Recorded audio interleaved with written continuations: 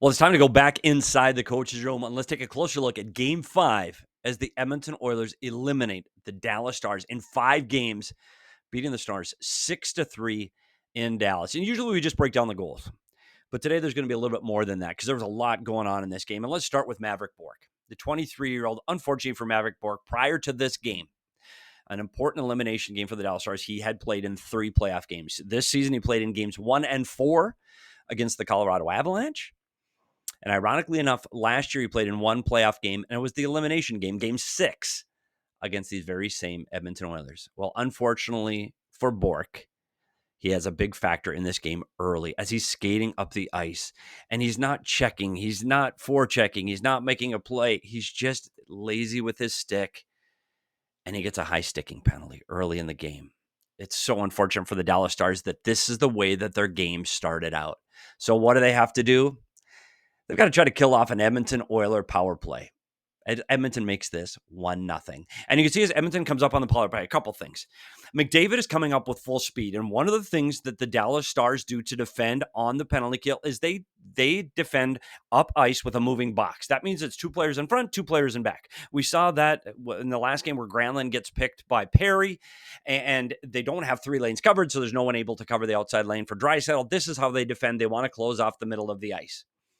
Well, most teams in the National Hockey League defend with a 1-3. And the reason you defend with the 1-3 is so you can protect the middle of the ice, but then you're also protecting all 3 lanes as you're coming up the ice. But Dallas doesn't defend like that. They defend as a 2-4 or a 2-2, a moving box, which allows McDavid at full speed to just cut right through everybody, and he's got full possession in this side of the ice. Now what McDavid does, and we talked about this all week, is when you feel pressure on the penalty kill, you need to relieve that pressure, and the best way to do that is get the puck to the weak side. Edmonton did a great job on this power play getting pucks to the other side, and you're going to see here, McDavid throws the puck around to the other side to Draisaitl. Now Johnston's got to cut this off, and I don't mean he's got to cut off the puck on the wall, but he's got to stop the forward progress of Leon Draisaitl. So Johnston skates by Draisaitl. Poor lane, and now he's on top of Draisaitl. Draisaitl didn't even move. It's not like Draisaitl made this great move along the wall. Johnson didn't pressure him, didn't get stick on puck, didn't try to take away his lane. He is very concerned about the puck getting back to Bouchard. That's what Johnson's worried about right now. He's worried about getting above and taking away that high play because he's the top forward in the zone. And in his mind, all he's thinking about is getting up there and taking away that high play to Bouchard. Don't leave Bouchard open. Don't leave Bouchard open. Unfortunately, he's gotten the opportunity to close this play off early, but he doesn't. So now as Draisaitl comes down the wall, look at the middle of the ice. And we look at the forwards of the Dallas Stars right now. This is the dangerous area of the ice. Someone's got to protect middle of that ice, right? And you've got to have someone collapsing, getting back to the middle of the ice because at the back end, you're giving attention to McDavid. And again, we talk about McDavid and Draisaitl being the 2 most dangerous players on this Edmonton Oilers power play. You have to give them attention. Well, that's what the Dallas Stars do. They're giving their attention to Draisaitl and McDavid, but they're forgetting about Corey Perry. Because as Lindell pressures Draisaitl on the puck, and Lindell wants to be aggressive, they want to put pressure on the puck on the penalty kill forecheck. But here's the problem. Normally, when you do this, your defenseman's going to cover in front of the net and take everything coming up the net. But now he's drifted back to take away the ice for McDavid. And if he's not going to come, Granlund's got to fold down underneath and help protect the front of the net. Because right now, the most dangerous area on the ice, it's not Bouchard, it's Perry. And someone's got to, either Johnson or Granlund has to recognize that Corey Perry is all alone in the slot. They have to. And there's got to be communication by the defenseman saying, hey, wait, let him know that Perry's driving the net. Net front. Somebody's got to holler out to him to let him know that that play is open. So Draisaitl, again, he's under pressure, so he relieves pressure again by going to the weak side. The Edmonton Oilers are very wide on this power play, which allows them to separate from pressure by throwing the puck onto the ice. Now, McDavid, high IQ, he already knows where this puck's going. He doesn't have the puck yet. Puck's halfway there to him. He knows this puck is going to Perry before he gets it. And as he gets the puck and comes around the boards, you can see CC go hard to McDavid. Again, it'd be great to see a stick on puck right here, a stick on the ice, but it's not. And we talked about Johnson and Granlund. Nobody's collapsing to the front of the net. And I know there's a lot of pressure on Lindell.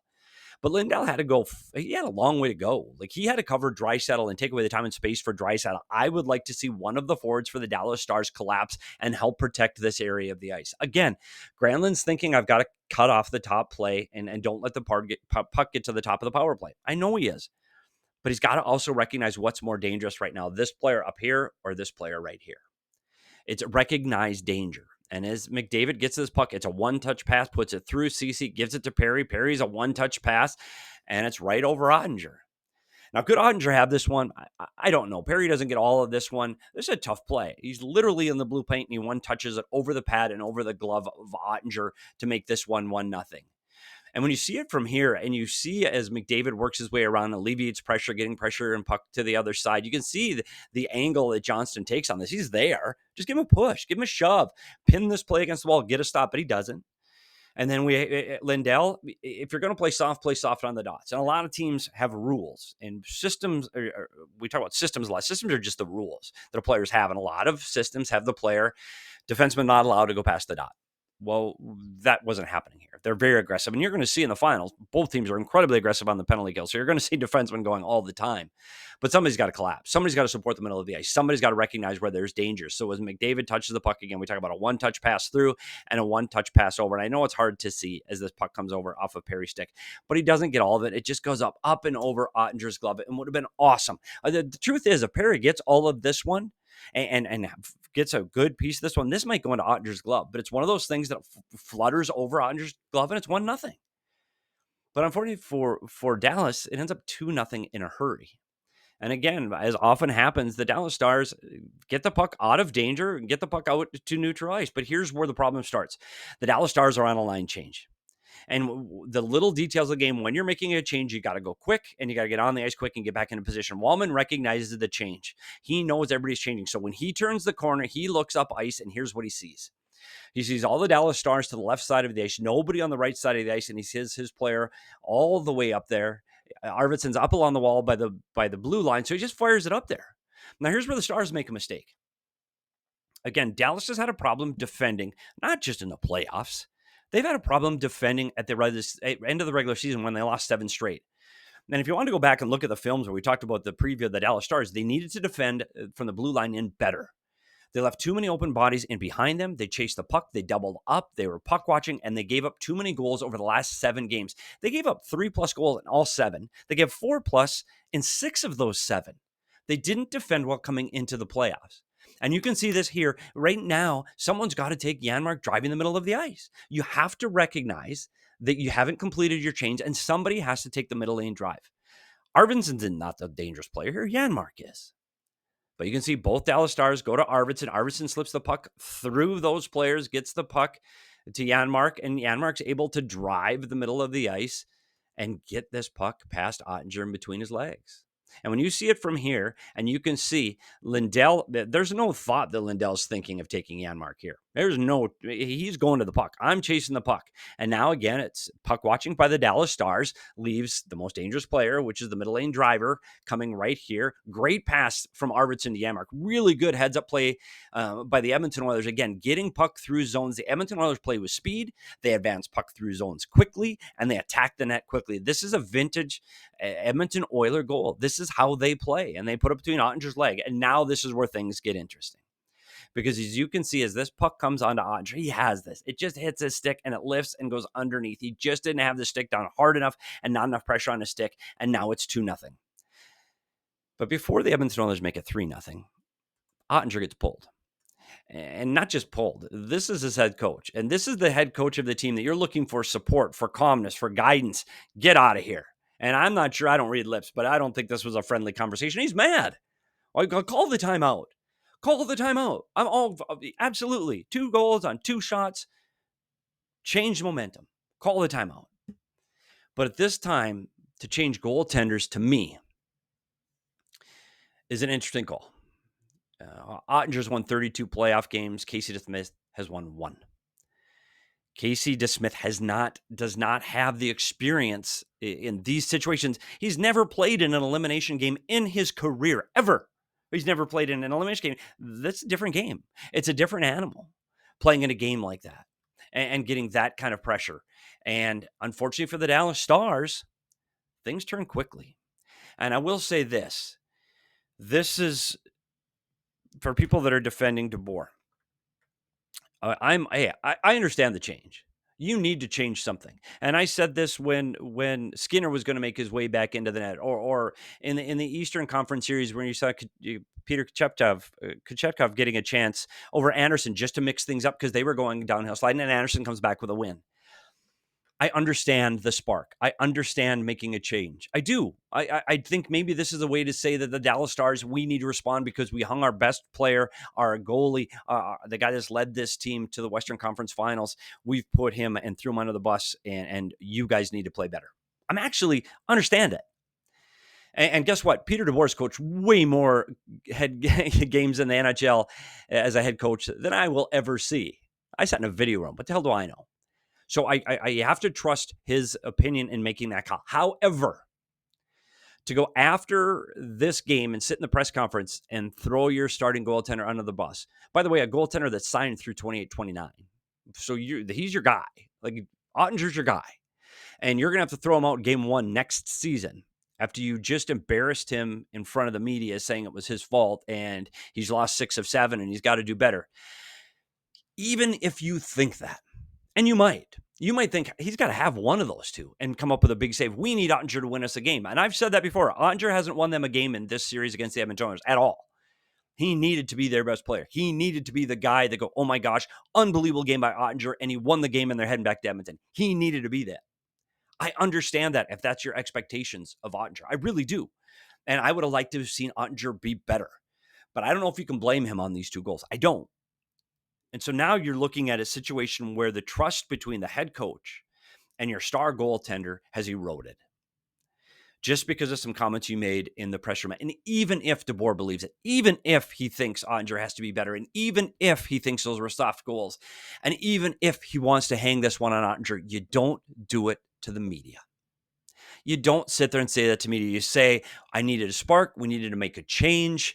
Oettinger deserved better. He deserves better defending. We hung him out to dry, and we just needed a spark. So we put Casey DeSmith in there to see if we can get some new momentum going our way. That's it. Now, it's not lying to the media.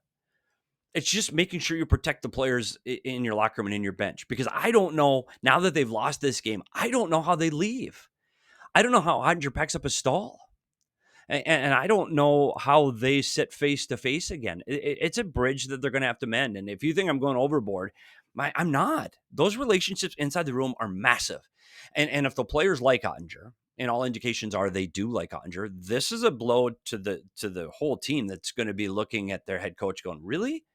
Wow. If they don't like Oettinger, they're like, we should have done this sooner. And that's another point. Do this in game 3.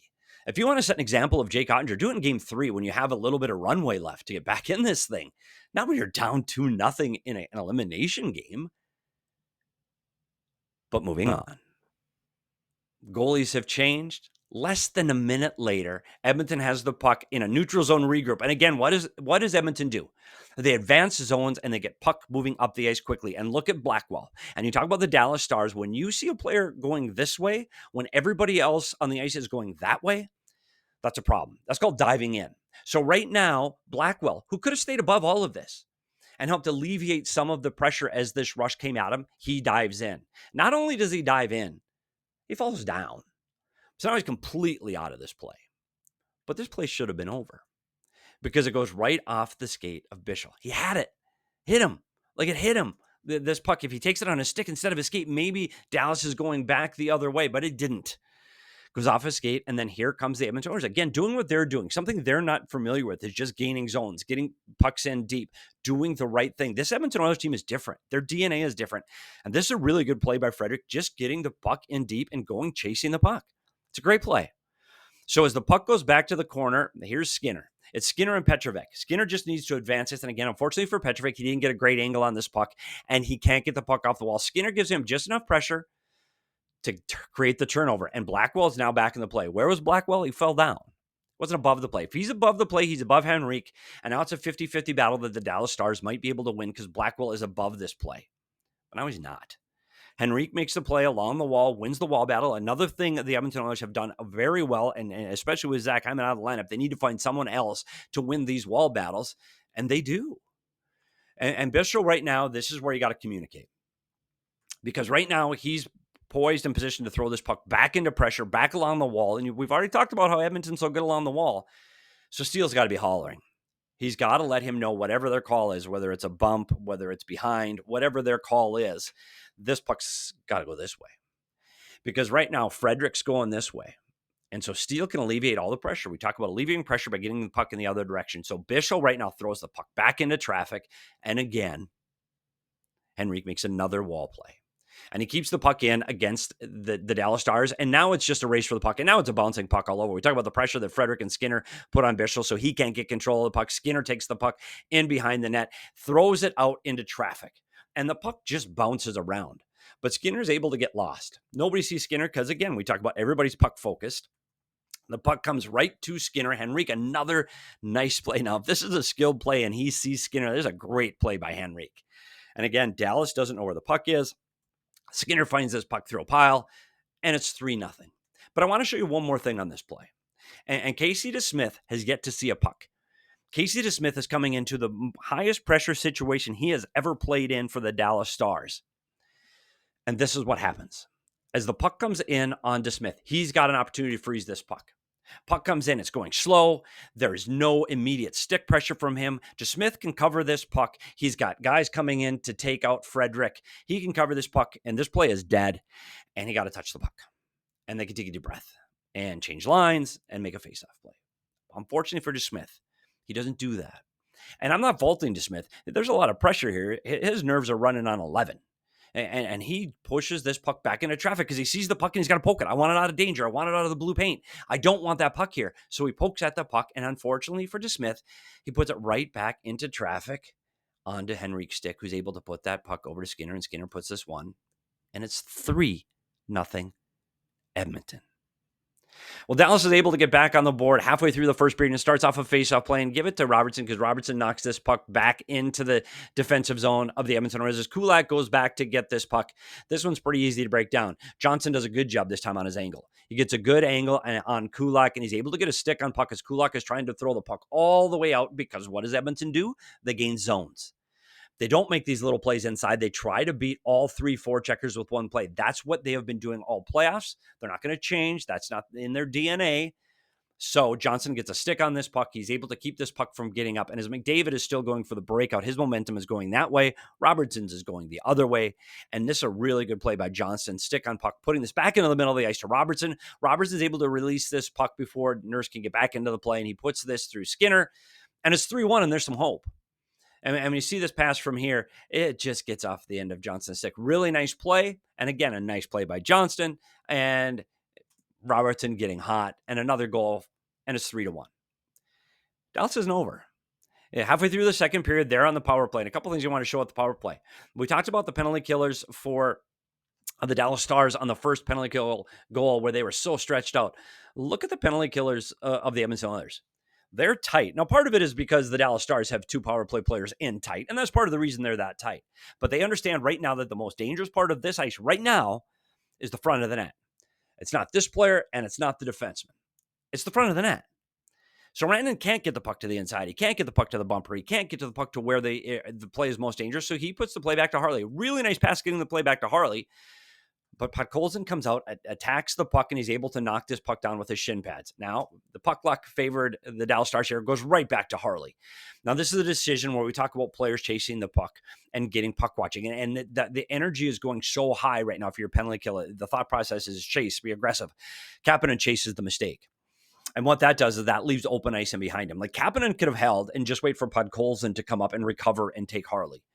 Kapanen forces Harley on this play. Instead of staying in front of the net, we talk about the most dangerous player in front of the net in the bumper position and cutting off that pass, but he attacks Harley. And when he does that, it opens up this hole from Johnston to Hintz. And again, a one-touch pass by Johnston, one-touch shot by Hintz. And he catches Skinner before he gets an opportunity to react. And unfortunately for the others, they can't get back in this play. And this game is 3-2. When you see it from behind, again, great block by Podkolzin, but this lane opens up so quickly. And Johnston, again, knows where it's going before he gets it. One-touch pass to Hintz. And this one gets in behind Skinner. And now it's a tight game. It's 3-2 for a minute. Because the Edmonton Oilers make this one 4-2 in a hurry. Still in the second period as the Dallas Stars dump the puck in. And this is going to be important. There's a late line change for the Edmonton Oilers. Why does that matter? You're going to see in a minute. So as the Edmonton Oilers go back to retrieve the puck, Dallas Stars get the puck. Hintz makes the play back to Harley. This is a great forecheck by the Dallas Stars. They're second quick on the puck, and they're able to get the puck back to Harley. Harley one times just because they don't have enough shots. He one times it, and then the addition to the Edmonton Oilers pays off. Ekholm's able to block this shot from Harley. And I tell you, we're talking about bounces off of a block shot. This puck that hits Ekholm in the shin pads goes out, and not just a few feet. This puck gets ejected out into the neutral zone. And who's the first player on the puck? Yeah, the fastest player on the ice, Connor McDavid. Connor McDavid's off to the races. He's able to elude Hintz. He beats DeSmith and makes this one 4-2. But look at McDavid. He had just gotten back in because of the late change. That's why he's so late to get back in the zone, because of the late change that we saw that led up to the dump puck. He's late to get back in the zone, and he sees that puck get deflected. And one thing about McDavid, if the puck is somewhere he can get to it quickly, he's going. His feet are moving, and the player the Dallas Stars have chasing him is Roope Hintz, arguably their fastest player. So this is best on best trying to get up the ice. And I tell you what, McDavid doesn't allow Hintz to get his stick in. He does a great job of protecting the puck and keeping Hintz in behind him, and he's able to beat DeSmith, and it's 4-2. Dallas makes it interesting in the third period, right away in the third period. As they get the puck out to the neutral zone, Draisaitl holds the blue line. And Edmonton's done a really good job this series of holding the blue line and maintaining offensive zone time and offensive zone pressure. So they dump the puck right back in. Robertson, good stick. But look where Robertson is. He's the last player back in the zone right now. Jason Robertson is the last player back in the zone. And so as the puck comes up the ice and Rantanen gets the puck going, you can see McDavid again on a line change. Draisaitl is just going for a change, and McDavid is coming onto the ice. And McDavid's momentum is carrying him forward while Rantanen's momentum is carrying him to the other direction. So Rantanen's able to take McDavid, and something rare happens. You catch McDavid standing still. And you beat him in a foot race. So Rantanen's able to get around McDavid. And now this is a great play by Rantanen. I can't fault anybody on the Edmonton Oilers. This is a great play. You would have liked to have seen McDavid stay above that, but this is still a 2-on-2. A 2-on-3 with a back checker. Like, McDavid's in this play. It's 3-on-3. Like, they're defending this well. But Mikko Rantanen stops up. There's a great play to Robertson. But look at this play by Harley. Harley recognizes, he knows that Robertson's there, and he lifts up his stick and allows this puck to get through to Robertson. Robertson puts this shot on net, and this is one that Skinner would probably like to have back. Because as you can see this, why did Robertson win the race up the ice? Because Harley and Johnston collide in behind the play. And when that happens, they tie up Kapanen. And that's what allowed Robertson to get around this pile and beat Kapanen up the ice. I was wondering how Kapanen got beat, but that little interaction they had at the blue line caused this to happen. Here's Rantanen beating McDavid to the outside. Another great play by Rantanen. As you can see, as Johnson gets the puck and shoots this one, just misses the stick of Klingberg. And this one goes through the legs of Skinner, one he definitely wants to get back. But as has often happened in this game, the Oilers answered right back. Less than 2 minutes later, here they go behind their net. Wallman's got this puck behind the net, and Draisaitl's gaining speed as a low and slow centerman. And he's starting to pick up speed. So as Wallman steps out, he's able to deliver the puck to Draisaitl. Now Draisaitl's moving. He's got a full speed going ahead. He's got the rocket boots on. Now Steele's got to make a decision. And I'm going to teach you a little something about systems. Again, we talk about systems meaning rules of play. Right now, the Dallas Stars, you can see Kane up along the wall. The Dallas Stars right now are playing in a 1-2-2. That means they have one, then they have a layer of two, then they have a layer of two. The idea of a 1-2-2 is you want to keep the play to one side, trap the play, kill the play, and get the puck going back the other direction. You want to take half the ice away and close off this play. That's what the Dallas Stars want to do. Now, most teams in the National Hockey League right now play a 1-3-1 or a 1-1-3. And what you're trying to do is you're trying to take away that wide lane, because now you see Kane coming with all this speed. And if you're playing a 1-1-3 right now, Steele is on the outside lane, taking that outside speed away. And against a team that plays so fast and so quick, you'd like to see all of the lanes, or as many lanes covered as you possibly can. So you'd like to see that 3 lanes across. But for the Dallas Stars, they play a 1-2-2, which leaves that wide lane open. So the puck gets to the blue line. Draisaitl able to get this to Kane. And a good job by the Dallas Stars defender, pointing him to the outside. Kane can't drive the net. Kane can't get there. The defender did a really good job pushing him to the outside.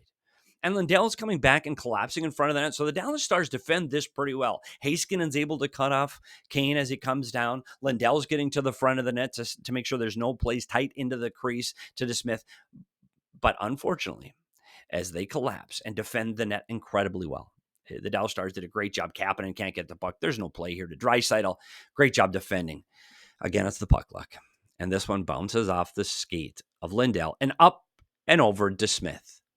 And this is how close this play is as it hits the skate. And the truth is, Kane's throwing this puck to nobody because there's no one there driving the middle lane. So this is lucky. It's a lucky play because there's no one here. And it's defended well by the Dallas Stars. And again, it's puck bounces, and that's the way the game goes. Lindell kicks this one in. It is 5-3. The Edmonton Oilers add an empty net goal later in this game, making this 6-3 and sending the Edmonton Oilers back to the Stanley Cup Final to face the Florida Panthers again. I just want to say thanks. Thanks for coming inside the coach's room as these playoffs continue. And thanks for looking at these video breakdowns. I'm a video coach for 20 years in the National Hockey League. And I did this for a living. I watched game film. And I want to say one more thing about breaking down game film. This is the way I see the game. And I only say what I see. Again, I'm not rooting for the Oilers, and I'm not rooting for the Dallas Stars. I say what I see. And if you see something different, by all means, make a comment. Because one thing we would do in the National Hockey League, after a game, we'd sit and have a cup of coffee the next morning. And we would talk about all of the goals from the night before. And we would say whose fault it was. We would blame a player. It would be part of the chances for and chances against. Who did the good things, who did the bad things? And we would blame a player. We would assign blame to every single play, every single night, not just the goals, every single chance for years. And this is the way I see the game. But coaches would have a different opinion, and we would talk about it. We'd go to the whiteboard, we'd go to the video, and we'd come up with a consensus. So if someone has a different idea, by all means, send it along. This is just the way I see the game. So thanks for coming inside the coach's room. Make sure you subscribe because I'll be doing this all the way through the end of the Stanley Cup playoffs. And I'll be back in the summer teaching about systems and teaching about what to look for in a game of hockey that happens so fast that you miss some of the action. I'm Petey, and we'll see you at the rink.